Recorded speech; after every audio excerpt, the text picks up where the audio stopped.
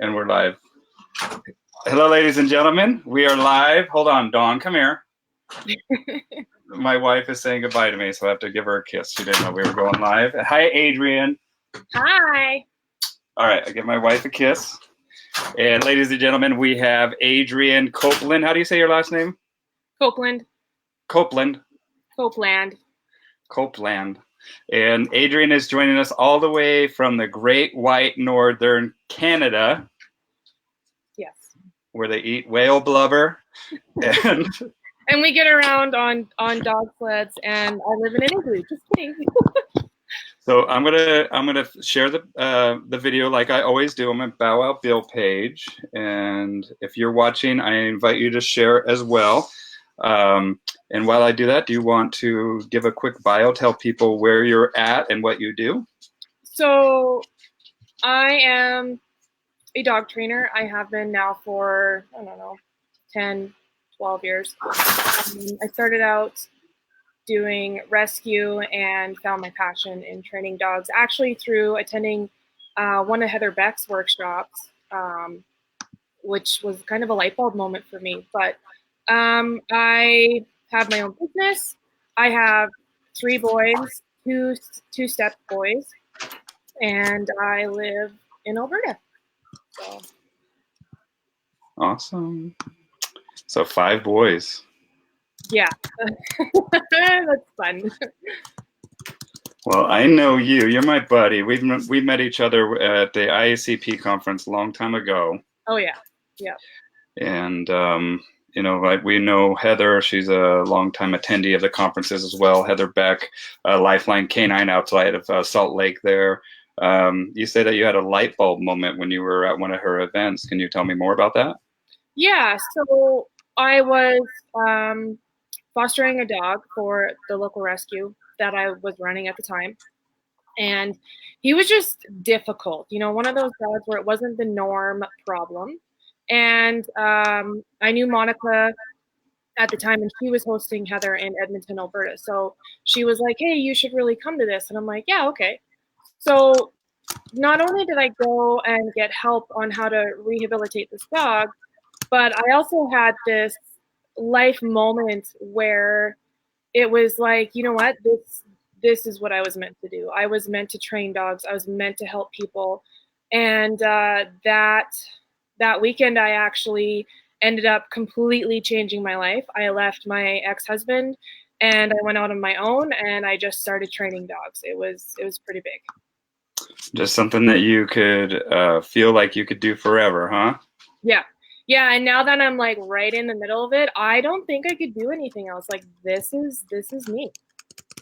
Yeah, it's interesting when that happens. I think that happened to me when I was watching Cesar Millan. It happened to me, you know, when I was a kid, of course, because it's something that I've done ever since I was a young child, and it's always been like an intuitive kind of desire to work with animals. But when I saw Cesar and actually saw him, you know, doing what he did, I knew I could do something similar to that. I knew I could share the message that I had and the passion that I had with dogs. And so, you know, I get what you're saying, and you just kind of make that decision of like, look, you know what, I'm making the choice to change. And it's not easy, but you know, you got to do it anyway. Just kind of listen to your heart. And you know, you left your husband too at the same time, huh? Yeah, it was a huge moment. It was just kind of like, you know what, if I'm going to do this, I need to jump in 2 feet first. So just kind of cut it and made a bunch of changes. Raquel says, hey guys, I met Heather in 2013 and she is amazing. She is amazing. I love her. Yeah, I did an interview with Heather Beck. Check out in all my stories or in my videos there. It's somewhere there. I need to do another one with her. She's awesome. She's got a great head on her shoulders, and she's you know, one of the most successful business women in the dog industries as well. So that says a lot about her too. She definitely influenced my life in a big way. Do you remember what happened? I mean, didn't you go there with a difficult dog? Yeah. His name was Coda. He was a shepherd mix, older, bite history. And it was, I remember the exact moment. I was sitting there in a chair with Coda laying down, underneath me, and she was talking about how, you know, a lot of people misinterpret a dog's body language and we're not reading it correctly. And she was going on about how, you know, the education aspect of things needs to change, and it's you know, the trainer's job and the dog rescue's job to do that. And I was like, that right there, that's what I'm meant to do. I love teaching people about dogs. I love teaching people about how to read dogs' body language. And it was just, you know what, it kind of just hit me all at once. It was a pretty big moment. It just kind of clicked. Yeah, I was like, yeah, this is it. This is what I want to do. And then that was how long ago? Oh man, probably five, maybe 6 years ago. Okay, so you're still fairly recent to the dog training world as well. Yeah. So like I've been rehabilitating dogs for years, but as far as as a dog trainer in full on in the dog training industry, it's just been about 5 years, 6 years. Okay, and then you also do pack walks. Yeah, pack walks is my favorite because it's a good way I can help dog owners just learn how to enjoy walking their dog again. Just very simple, basic things, because a lot of people don't take their dogs out of their house because it's too stressful. They can't do it because the dog's lunging at something or somebody or barking or bit somebody, and they're like, I can't leave my house with the dog. And I'm here saying to them, like, no, you can, and I'm here to help you do that. I'm here to provide backup in case things start to go off the rails. Yeah. Things go sideways, I'm right there. Well, as dog professionals, we have a unique insight into like precursors that might mark when behavior is starting to go downhill, or when the dog is starting to go into overwhelm. And a lot of times I notice that people are kind of oblivious to this, or they'll misinterpret what the dog is doing. Yeah, absolutely. It's little things they don't pick up on that they don't see. What do you tell your clients to pay attention to? Read your dog. You know your dog the best. You know, when I have a client that says to me, you know, oh, when we pass people, well, he does this thing. And I'm like, he's trying to tell you something's going to happen, and he's warning you, and he's warning that other dog that he's not appreciating what's happening, and it's your job to step in and be like, everything's fine. Everything's cool. To be that calm compass that the dog can rely on, where they can, anytime that they don't know, you know, what they're experiencing, or confronting a man-made contraption, that it might invoke a fear response, that they can look to you and know that you got it. Is the goal. Look, I got a dog here that she just keeps on going in my lap. I don't know if you can see her here, but I got a deaf Dane who's almost blind as well, that I'm working with, and she's just getting some loving from me while I'm talking to you. And so you would rehab dogs before, and I mean, was that just to get them into a home? Was that just to get them some good manners? Is that what did that look like? Yeah, so I started fostering dogs when I was 18, and I don't do math, so I'm just gonna say I'll be 32 this year.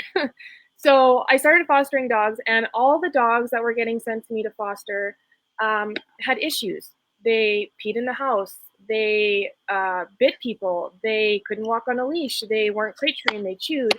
And these were all reasons people were surrendering dogs. And I was like, this is not right. Like, why aren't we fixing the issues? And then they can stay in the home, you know, or I can help people before they hit their breaking points of, you know, they don't want the dog anymore. So that's when I really started to do research on, you know, what dog training actually was. And I believe that was about the time Cesar Millan had his Dog Whisperer show pop on the National Geographic Channel. I started watching that, and I just started applying what I had seen to the foster dogs I was fostering, and it was working. And I was like, this is awesome. Like, I can help people with their dogs. And I can help the dogs that come into care stay in a home and not bounce from home to home to home, from foster home to foster home to foster home.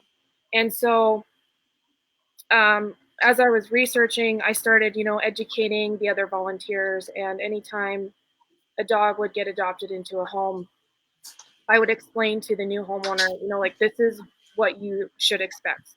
I didn't want any surprises for the new owner.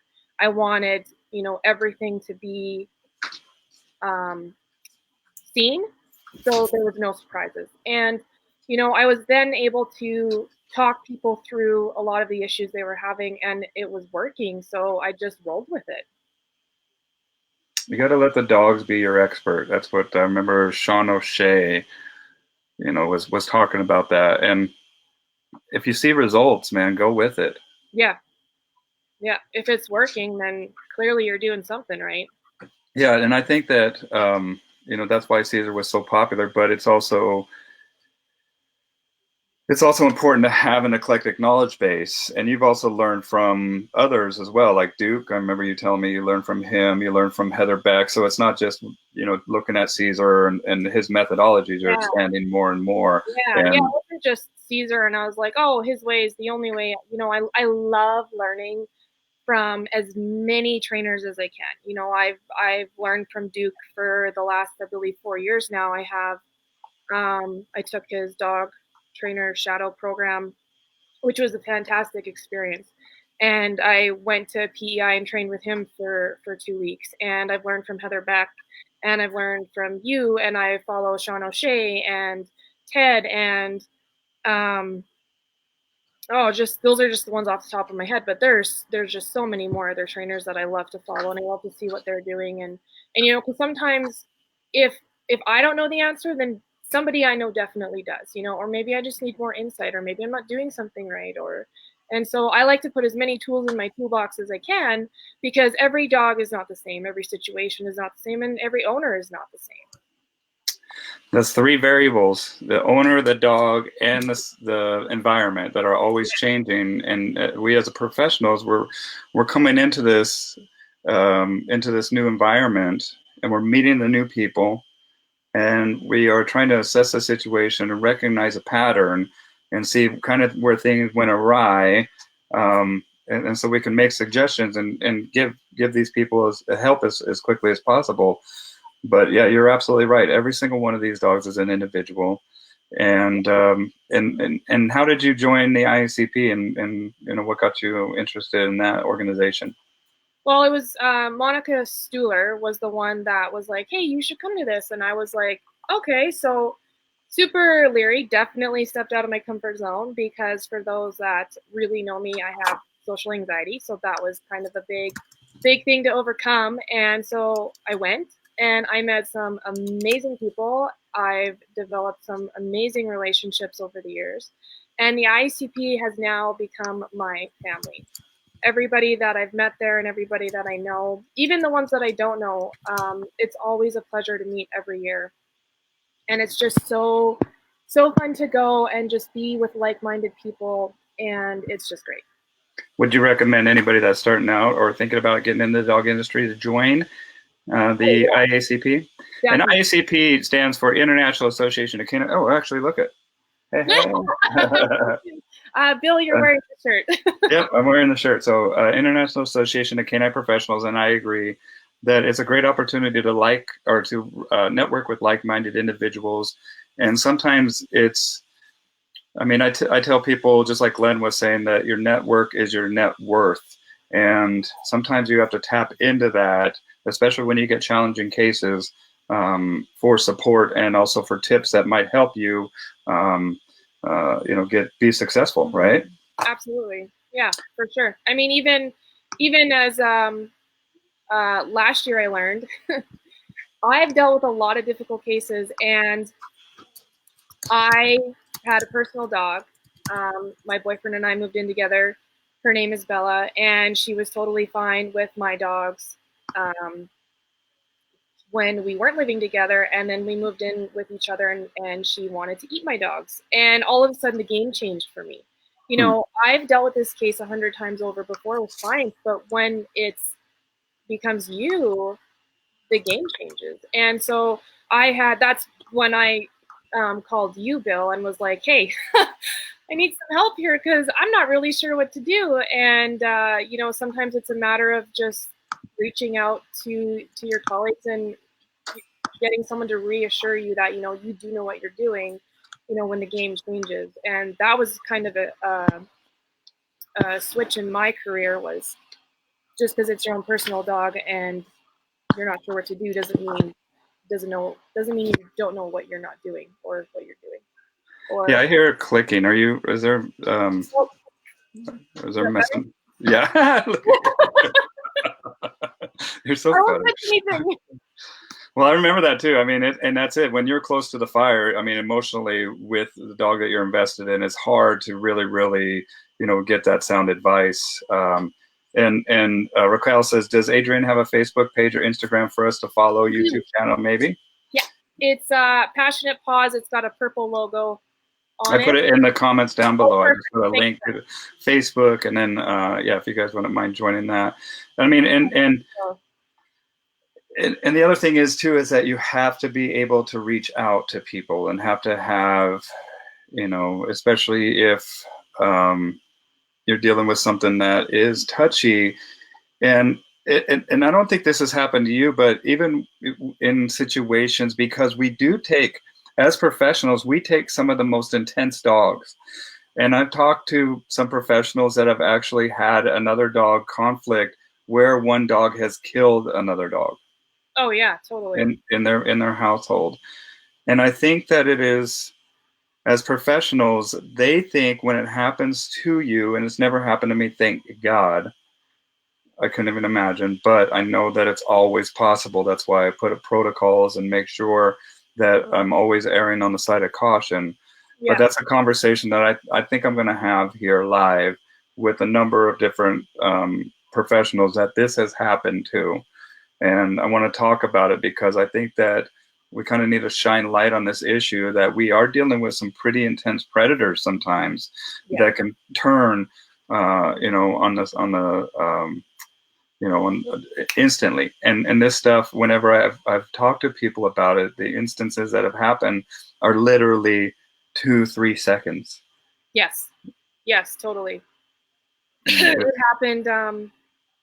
She sent, my old boy, he had to get surgery, as you know, Phil, and my old girl, she had to get 7 staples in her leg, and it literally happened within a split second. Just when I thought I'd taken all the precautions, it happens that quick. And, I'm grateful that it didn't get any worse than that. But it really helped me connect with my clients more emotionally, because a lot of my clients, this is their life every day. And, as much as I understood and dealt with dogs like that, I could sit there and say to them honestly, like, I know what you're going through. I know how you feel. And I could say that truly and wholeheartedly. Yeah, knowledge through direct experience. Yeah, totally. I wasn't like waiting for that opportunity to be like, yeah, I want this to happen to me just so I know what it's like. Nobody wishes that upon anybody, let me tell you. But it made me a better trainer because it happened, for sure. Well, and you what I tell people, especially when they're dealing with really difficult dogs, and I think I told you this, is it's not easy. No. First off, this isn't easy. And we just take a second to get in the moment. And so we can really address the problem and some action items that you can really take, because it changes your life because you love this dog, but you have to be hyper aware at certain times. And it's intense. And when we have flare-ups, it's really intense. Yeah, absolutely. So that was October of last year is when all that stuff went down. And I'm so happy to say we don't have to wear a muzzle anymore. And she has come around immensely. And we're getting there. I don't fully trust her, and I don't think I ever will, but you know what? It's much more manageable, and we've come so far, and she's doing so good, and I'm so happy. And good. I couldn't have done it without the people that I reached out to. Awesome. Well, and the longer we go without incident, the better, Yeah. So that's what I tell people. It's not, no guarantees, because this animal's an individual, and a lot of times with these dogs, because they're basically a management case. You have to manage Oh them. yeah, she will be forever managed her whole life. I call her my high maintenance child. Oh, thank you, Raquel. Raquel just posted your Instagram, so Oh, I'm gonna have to. I'll copy that as well and post it just so I have it. Yep, and she loves taking pictures of the dogs doing the urban agility. oh, awesome. No, you do. I'm saying. Oh, I do. I love doing the urban agility. I love doing lots of things. Well, you like taking the pictures of your dogs, like, and I remember when I was talking to you, you're like, Bill, check it out. And you're showing me the dog up on the log and on the rocks and all that stuff, and just kind of challenging these dogs. And then, also challenge them, making them balance and stuff. And then you take their picture, and it's pretty cool. Yeah, I love having, again, like people in the ICP that I've met over the years, because I know when I send a dog picture to one of you guys, as opposed to like, just my friend I talk to every day who's not a dog person per se.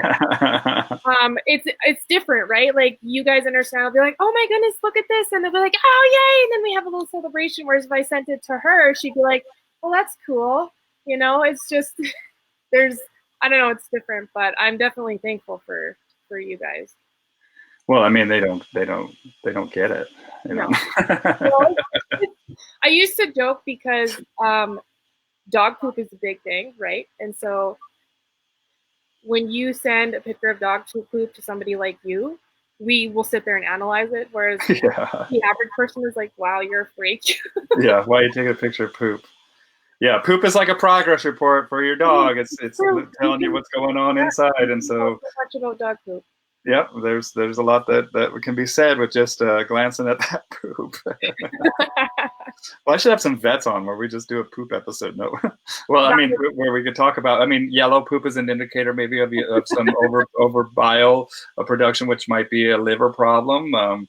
There's giardia, which has some mucousy stuff. There's nice formed poops. There's like we can go on and on. And there was who was it? Mark Goldberg that had. He had like a 130-page article on dog poop. I think really? That would not surprise me. That guy, I need to try to get him back because we had some technical issues when I had Mark on before, and lots of fun facts. But yeah, that's a good indicator of what's going on in the body, and it's something to pay attention to. So we're freaks, us dog fanatics, But it's also something that we've traded our life for. We make money doing this. People rely on us, so we want to make sure we're giving them the very best advice. And that's why it's important to belong to a network of vetted professionals that have handled cases like the one that you're dealing with. I remember I just had a case of a 2-year-old Husky Shepherd Cross who was just anxiety-ridden. And I asked them if they ever trained or worked with a professional, and they said, well, a lot of our friends are good with dogs. And I was like, okay, that's a no. Because a lot of times you can be good with dogs, but you have a professional who is seeing like a batch of dogs that are usually most of them are misbehaved. Yeah. Or puppies. I get a lot of puppies right now. Yeah, that's me too. Puppy seems to be the fad. The new generation. Yeah. Which is great. I love it when people give me puppies because then we're starting from the beginning. Yeah. And we're not putting out fires. And, it's something that a lot of people, I really, really recommend doing the due diligence when selecting a dog and knowing that it is a decade decision and getting the dog that's right for them. Yeah. Yeah. It's, I like to call puppies green dogs. So you're getting a fresh dog with no issues, nothing, and you can start off on the right track. And I get so excited when people with puppies call me or email me or reach out to me, and I'm like, yeah, congratulations, like this is awesome, we can do this the right way. And they're like, what are you talking about? And I was like, well, instead of you calling me a year from now with issues, we can just put that fire out right now. And they're like, oh, I never thought about that. So yeah, it's a blank slate. And I mean, it pays you dividends. I tell people all the time, especially when I was meeting with my couple today, with their dog Kona, a little puppy golden retriever, that that is basically what they do now and what they invest in now is going to pay them dividends for the rest of this dog's life. And some of you, the friends that are good with dogs, they might give you really good advice, but 10% of that advice might be detrimental and might build some apprehension or distrust. And with any relationship, trust is paramount. Absolutely. Either whether it's between owner and dog, or friend and friend, or dog trainer and dog owner. Yeah. That's what Adrienne was talking about. The other Adrienne was talking about, and that's when I had a realization, like, we are doing just like what we do with the dogs, how we get the dogs to trust us first as professionals, and then we get them to trust the situations we put them in, and then they eventually trust themselves. It's the same exact thing that we're doing with as professionals with our clients. So we're getting them to trust us, and then we get them to trust the situations that we're putting them and their dogs in, right? Yeah. And then pretty soon we get them to trust themselves.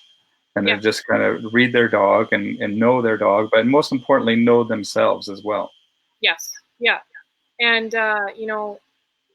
not only like the trust aspect between owner and dog and trainer and clients, but, really building your client's confidence up, because let's say, for example, not a puppy, and something has happened between owner and dog, they have to rebuild their own confidence with their dog.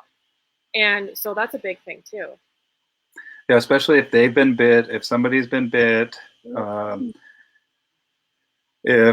just blow-ups have happened over and over. You can see like it's a traumatic response in the owner's eyes, And sometimes I'm like, let me take care of this dog here for 1 second, And sometimes the behavior needs to be met head on, and sometimes we need to have a come to Jesus with the dog and be like, nah, this stops today, dude. Honeymoon's over. You've met a person that's not going to deal with this and going to direct you to a much more better behavior that is much more conducive for life with humans, and also changing the character of that dog to a more favorable one, and so that they can live a long, healthy life. We can open up those lines of communication and take the relationship to its fullest potential. Yeah. Sometimes it's not a bad dog. They just they need help making better decisions. Yeah, or they just need help relating to that animal and finding something that's going to connect and to build the relationship, build the rapport and the respect in the relationship. And sometimes that's not touching your dog and not loving up on your dog or not talking to your dog. And some people just get offended by that. Yeah, especially with the way society is looking at things and projecting things, like heaven forbid, you hurt the dog's feelings, or each other's feelings, and that's just the whole thing in itself. But the puppy I was working with today, and I hope they're watching. I don't care. But he went over to they had the couch, a big long couch with a couple ottomans that kind of nest in there, and we were sitting out on the ottomans talking, and the dog went into between the couch and the ottoman and crashed and laid down. And then they were like, "Oh," and I'm just like, "What's going on?" But they were feeling bad for the dog, and I'm like, "No, this is exactly what we want. Let the dog lay there, let the dog crash out." And I think that a lot of people misinterpret the dog sometimes too, and think the dog is sad when the dog's just trying to have a calm moment or have a moment by themselves. And when you're touched all the time and like have a really clingy friend, sometimes there's just moments like, dude, I'm just done. I don't, get like I don't want to be touched. You have 5 boys, so I'm sure. Let me tell you, I can't even go to the bathroom without those little fingers peering under the door sometimes. Mom's not here right now. Please leave a message. Well, and that's it, is to realize that your affection should hold weight, right? And should be valuable. Absolutely. And when we're loving up those dogs way too much, sometimes it diffuses that value, and it also annoys the dog. Yeah. Yeah. Or you're like, I think it was Heather Beck. She said something that stuck with me over the years is you get what you pet. So if you're petting that dog in an anxious state of mind, you're rewarding that anxious state of mind. And what you're saying to the dog is like, yeah, keep being anxious. Good job, buddy. Or, it bites somebody and you're like, oh, it's okay. Stop.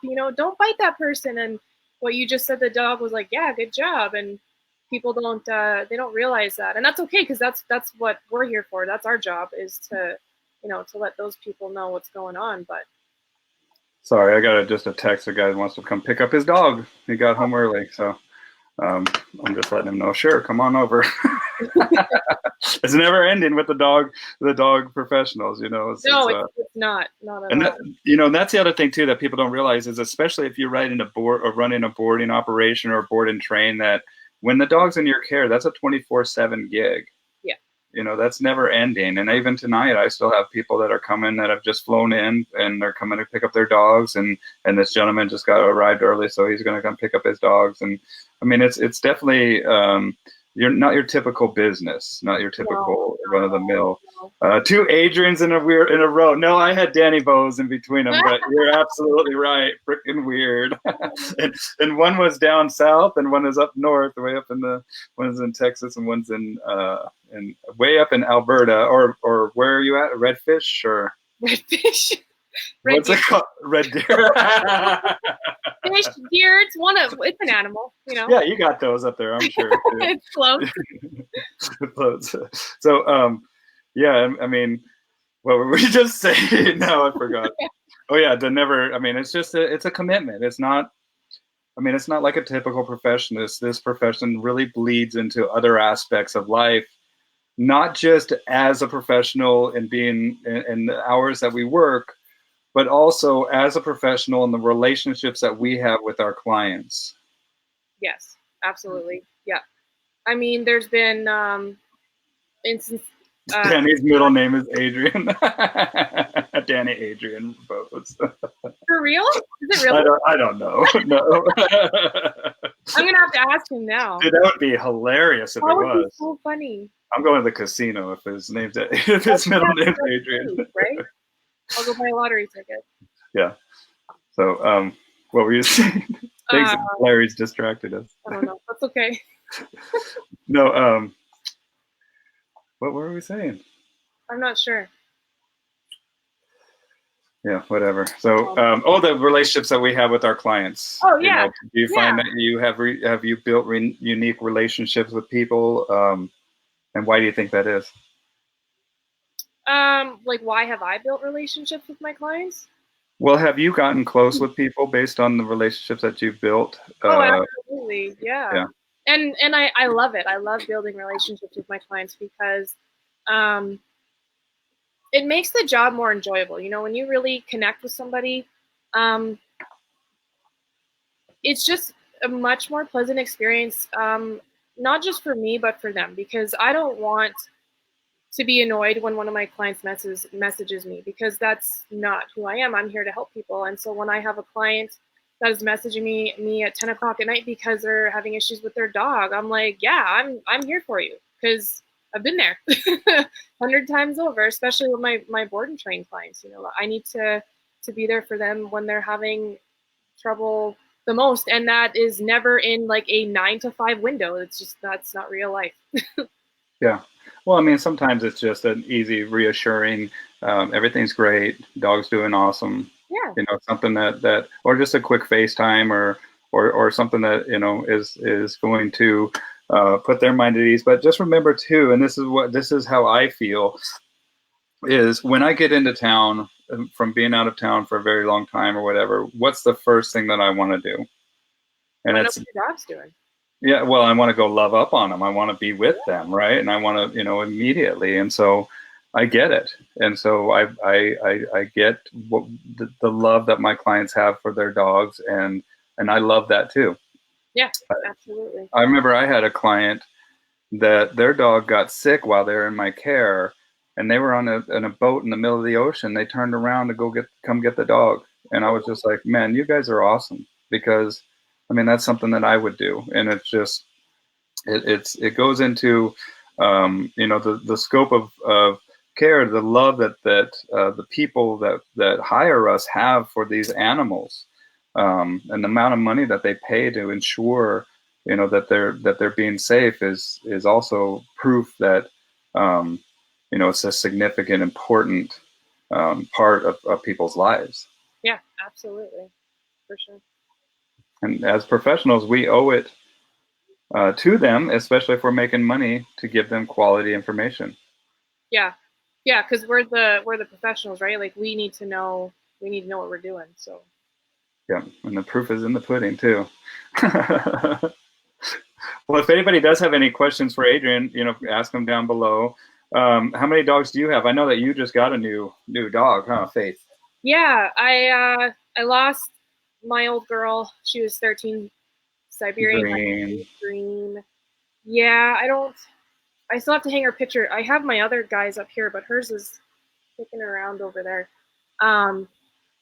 She's on my business page, but she had dementia so bad, so bad that she was running into walls and she started messing in the house. And There's James. Hi, James. And she was I couldn't crate her anymore. She was just harming herself, and it was really sad to watch her just go downhill. And it was time for her to go. And then I got this done for. Oh yeah, that's great. I remember you showing me that. Yeah, her ashes are swirled in there, and those were her colors, which is super nice. So that sits beside my bed. And then I got 15-year-old Shepherd Coley Cross, who was my first foster fail dog ever. And that's over your shoulder there. That's Hunter. That's Hunter. And then my problem child, Bella. we got her. Well, I shouldn't say we. My boyfriend adopted her from me 2 years ago, and she was about 4 years old. So I don't know what her history was, but she's our special child. And then I just acquired a sheepadoodle puppy from a client who didn't want her anymore, which, for those of you that know me, is really weird for me to have a doodle because that's not me. But now I have a doodle, and she's awesome, and I've got big plans for her, and she's rocking it. So this doodle had some urinary incontinence issues when you first got her, right? Yeah, that was another thing. And then she got over it, right? By praying mantis eggs.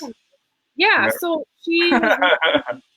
she was messing, and I don't think she realized it. And I took her to one of the vets, one of my friends recommended me to go to, and he said, I really think her back end is just out. We're just going to give her a chiropractor treatment and a little laser treatment, and I think she'll be good. And I was like, wow, that's crazy, because the original owner had said, I took her to the vet and she's going to need surgery, and I don't know what's going on. And she didn't really want to investigate that. And sadly, in between vet appointments, when I messaged her and said, hey, this is what's going on, I just wanted to let you know.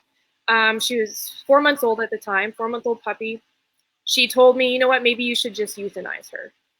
And I was like, wow, okay. I can't say anything to you right now because I don't have anything nice to say. So I just carried on. We did our second vet treatment, and we haven't had an issue since. She's been fantastic. The peeing problem is no more. A lot of people look at dogs as just property. They don't look at them as a sentient living being. And I don't think I could work in a veterinarian's office because I don't know if I could deal or even go follow through with the wishes of somebody that wanted to euthanize a dog that was. Yeah, I have a lot of vet tech friends, and you know what? You vet techs, you veterinarians, you guys are awesome, because I couldn't do it. I really couldn't. Yeah, absolutely. I couldn't either.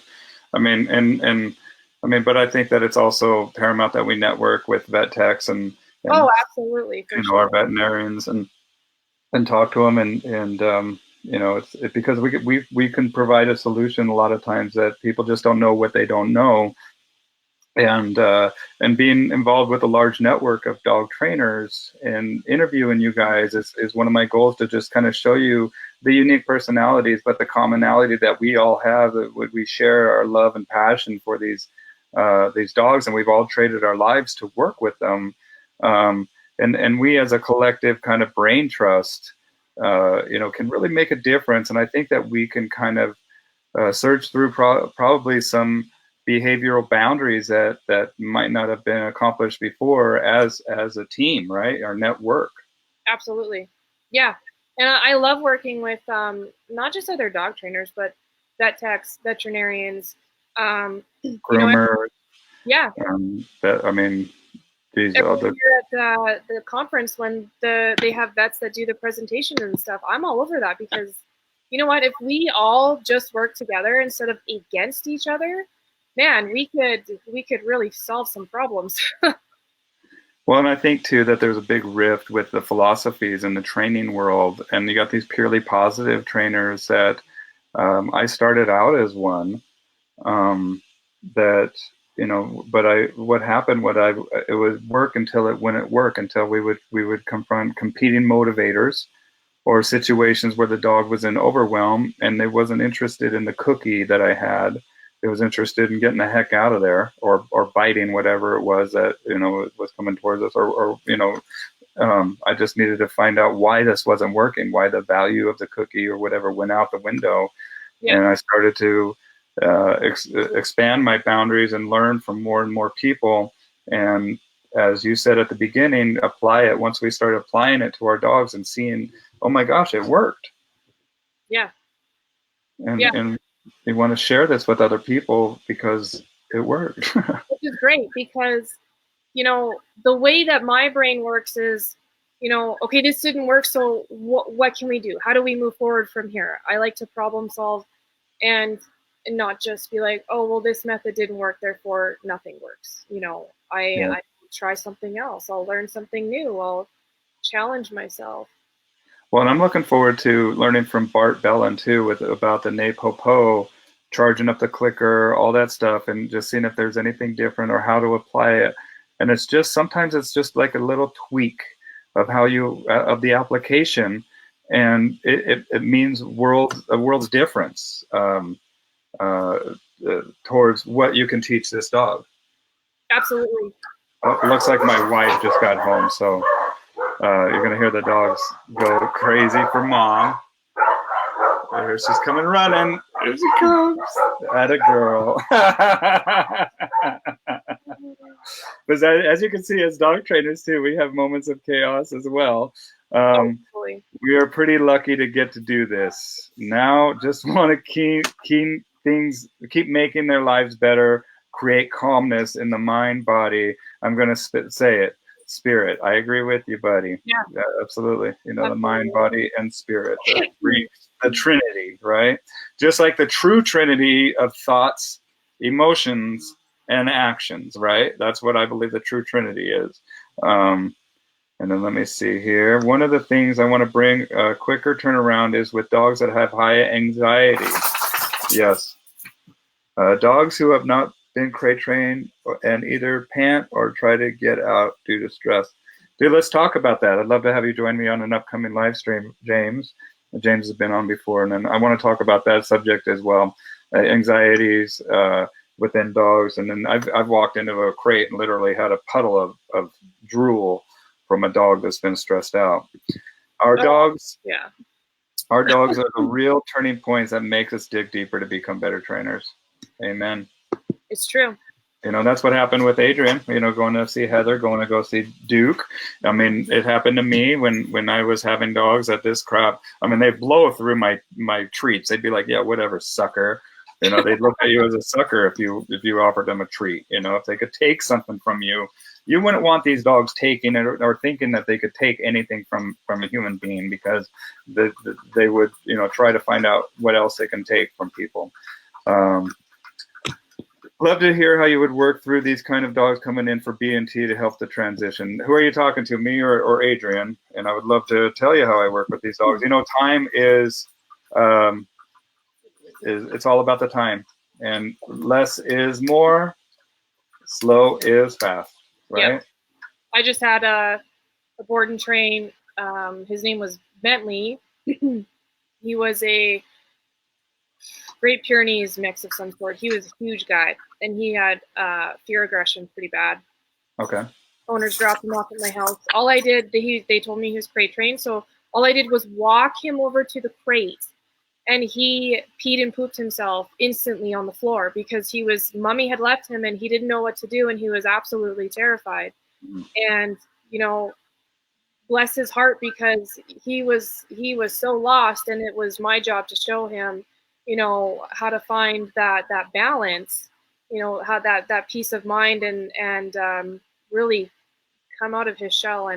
And his owners were moving to Ontario, so a few provinces over, and it was my job to help them transition, not just, you know, from my house to their house, but, you know, all the way to Ontario, to a completely whole new environment altogether. So, and I love that. I love helping people, you know, like, you know, yes, this poor dog got off to a bad start, but you know what? This is a chance for a new beginning, so let's do it right. Yeah, that's exactly what I was going to say. Just like when we love to get a puppy as a blank slate, whenever they move and they're moving and they want to change a behavior, I'm like, okay, cool. Or they just moved to the place and they want this dog not to eat their crap at the new house or whatever. Yeah. You know, I'm like, utilize the new environment, because remember the 3 variables: the people, the dog, and the environment. That's what we're dealing with as a dog professional. And then one of the variables just changed, brand new. Okay, so now the dog has to rewire his brain. And while the dog's rewiring the brain in the new environment, might as well take advantage of that brain plasticity and kind of tailor that wiring to your specifications in that new house. Absolutely. Yeah, I call it, I always say to my clients, we're reprogramming your dog. Yeah, that's all it is. I mean, basically, it's a reprogram, you know, and that's formative years. And that's why we love getting puppies, is because we're getting them during the formative years, or the formative years, where we're writing the format for that program of life, right? And we want to give them a great big program. I mean, not great big, but a bunch of experiences. We need to give them a program in that little brain. You know, we need to speak to them in a way that little brain is going to be able to expand and accept a big life. Is what I'm trying to say. Yeah. Does that make sense? Yeah. Okay. Cool. Hey, Bill.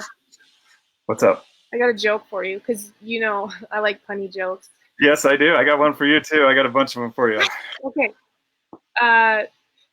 Did you hear about the dog who gave birth on the side of the road? I did not. She got ticketed for littering.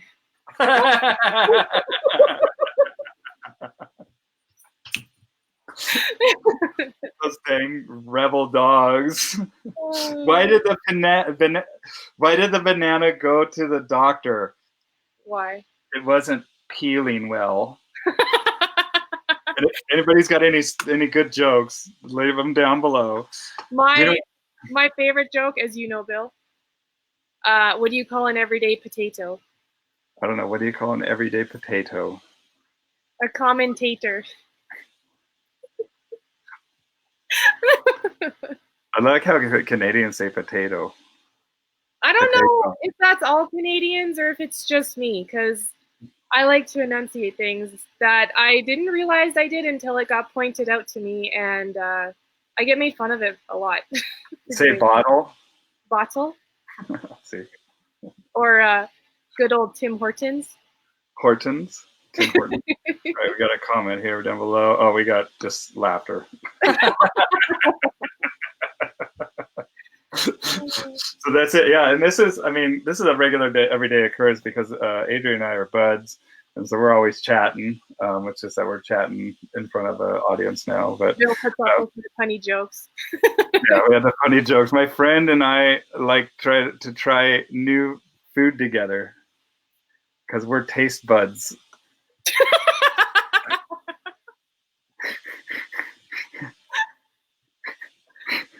Do you know what Yoda's last name is? What? Lehihu. Oh, man. Yoda Lehihu. So yeah, and that's, Where are you at? You're out of Canada, and do you do seminars, or you do board and trains, or I mean, what are you're doing? You just do home visits, right? You do a group class too. You just started a group class. Yeah. Talk to me, Adrienne. Tell me what's up. Okay. I do a little bit of everything, to be honest with you. I used to Bake too. I used to live in a smaller town, not here. I just moved to Red Deer in September of last year, but I used to have a shop where I did daycare, boarding, board and trains, training, like the whole shebang. And that was about when the oil field here in Alberta crashed. And sadly, I had to close and carry on with life. And so now I just do it out of my home, but which I love because there's no, I don't have to pay staff and there's no overhead. So it's great. But eventually I'd love to get an acreage and have my own property where I can do what I want, have more boarding dogs and things like that. But right now I'm just kind of loving the freedom, and you know, my kids are young, so I get to work my schedule around their schedule and watch them grow up, and so it's good. Works out. Well, I think that it's valuable to be home with the kids, you know, and they grow up, like you said, so fast that pretty soon. Poof, It's true. you know. My oldest just turned 13, and it feels like I blinked and he was 13. So I don't know what happened there, but I don't want to miss any more of those moments for sure. No regrets. No, none. And Yep. I also have my middle son is a redhead, so that's fun. Yeah. Good old redheads, man. Fiery redheads. Yeah, You know? yeah, he's quite the character. But So, I mean, when you do have your own place, are you going to just have training? Are you going to do? I'm thinking about doing some large socials, large field socializations. I have Jason Vasconi here. Yeah, we're gonna have Jason Vasconi join us. You know, Jason Vasconi has never turned on a computer in his life. For real? Is it his wife that does all that? I'm sure it does. It is, but crazy. isn't that crazy? That's But it doesn't surprise me whatsoever. So we'll have to figure out how to get him on one of these live streams because he's definitely, you know, a great person to tap into his knowledge bank, and you know, and that's what's beautiful about the IACP. And speaking of which, if you're watching this live, if you go to canineprofessionals.com today is the very last day to get the early bird discount for the conference that's heading up here in September. And so you get $100 off. Have you not got your thing yet? Nope. All right. Well, we need a reminder, Bill. Yeah, you're welcome. Today's it. Today's June 30th. And so get to the canineprofessionals.com, buy your ticket to the upcoming conference. I'll be there. Adrienne's going to be there. Yeah, I am. You better be there. And, you know, a lot of professionals from all around the world come. And it's so great to just sit and to meet with like-minded individuals that love dogs and love what they do. It's a good time. I dragged my boyfriend Cody to it. Well, I didn't drag him. He totally to the Florida freaking resort. Yeah. I dragged him to the resort. It was funny because there was a moment we were sitting there and we're talking, and it was with Brent and Kat and Glenn and them, and he just looked over at us like we were crazy, and I'm like, yeah, we're crazy. Proud of it too. Well, the Australians are crazy. Like they're straight up. They're their own breed. Yeah. I love them to pieces. They're the craziest people I've ever met. Yeah. In my whole life. No, just kidding. I need to find some good Australian jokes. Yeah, I don't know any Australian jokes. Anybody got any good Australian jokes? Type them down below. I do. Good clean ones. I don't want any. I gotta be careful. Hey, what do you call a dog magician? What do you call a dog magician? Labracadabrador. What do you call a fake noodle? Oh, I think I know this one. Okay, no, I don't. And pasta. And then what do you call a cat that eats lemons? What? A sourpuss. Wah wah. Nice. How can you make a basset hound fast? Take away its food. Oh, nice. Yeah. Good So one. that's it. I don't know. When a problem comes along, what do? What? You whip it. You must whip it. Oh, the breed, get it? Haha. The whip it. Oh, the whip it. Oh my God, what do you call an average potato? Oh, a commentator. This is what it says right here. Phil, we did that one. You have a book? Oh man. I shouldn't talk because in my dad had a bunch of books, and I got all his books. And then there was literally a book from the 1980s of punny jokes. And I don't know what I did with the book now. Now I'm sad. Aw. I'll have to find it. Do you know what makes when a joke becomes a dad joke? What? When it becomes apparent. Oh, man. Adrienne, how do people, especially in your area, and what areas do you serve? What areas do you serve? Serve? I'll travel. Like, I don't mind traveling. I've driven 2.5 hours before just to help a client take pictures of her dogs. I'm not kidding, for real. She surprised me. Her heart. She's such a sweetheart. She contacted me and she said, "Hey, I would really like you to help me take pictures of my dogs." And I was like, "Oh, okay." She's like, "I just like how your dogs in your pictures, they stay and they're like angled properly." I'm like, "Oh, okay." So my boyfriend and I go out there because she had, I think it was 5 or 6 dogs, and she lives on a farm. So I asked him to give me a hand, and we went out there. And I was like, "Okay, where's the photographer? Let's do this." And she's like, "No, I want you to take a picture." And I was like, "What?" And she's like, "Yeah, I like your pictures." And I'm like, "Oh, I didn't bring a camera with me. I just have my phone." And she was like, "Well, I was just," I'm like, "Oh." And Cody looks at me and he's like, "I forgot my camera," because we were like, he's got a nice camera too. Yeah, and of course he has a fancy Nikon camera sitting at home that we didn't grab because I thought there was going to be a photographer, but turns out she was like, "No, I was just going to get you to use my iPhone." I'm like, "Oh, okay." So no, we took pictures of her dogs with my phone, and she loved them, and she fed us lunch, and we had a good visit, and she paid gas and for my time, and it was lovely. But yeah, I'll travel. Like I go to Calgary's an hour and a bit one way, Edmonton's an hour and a bit the other way, and I've been all over Central Alberta. I don't mind traveling at all. I do lots of. We got some shares here.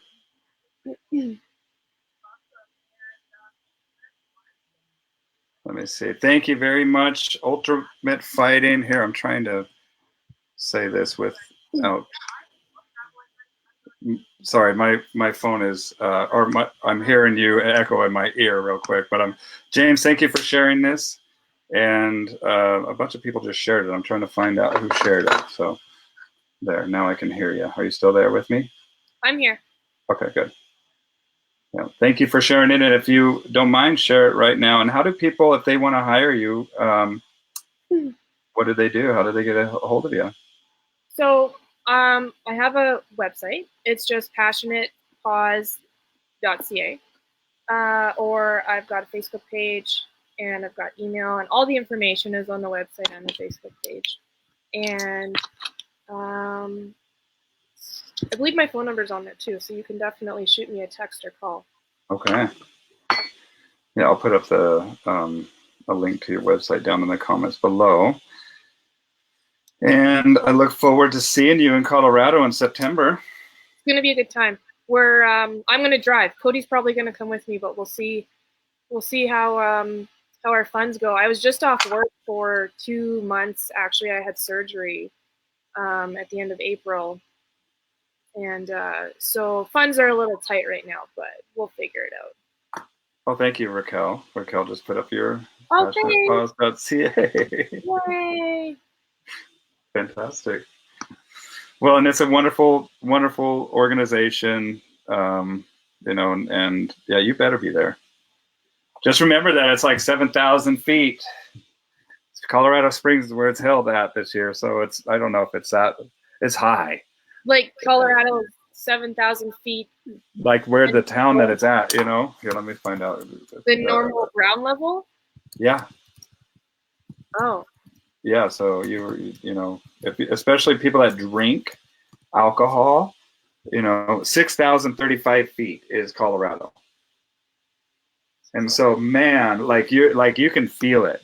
Like you can feel it, and sometimes after a few days, you might get a little elevation sickness, like a little headache and stuff. So, just drink plenty of water. Yeah, I didn't even think about that. The drive should be beautiful, then that should be a fun drive. Oh yeah, yeah, it'll be a beautiful drive. You can swing by here on your way down. Oh yeah, I suppose, hey. Yeah, take me to the airport. I could. Yeah. Because then I fly down there and meet you down there. It's going to be a long drive, just so you know. It's going to be like 17 hours. Oh, I know. From here, it's 17 hours. We totally researched it. I think the Friday before is when we'd be leaving. Awesome. Yeah, conference was the dates kind of messed me up a little bit because it's like a Sunday to a Wednesday. Yeah, they must have got a good deal on the place. I don't know, but whatever. It's good. It's good to get down there and network. And I'm super excited because my birthday is in the middle of conference. Is it this year, really? Yeah. Oh, then you better go. Yeah.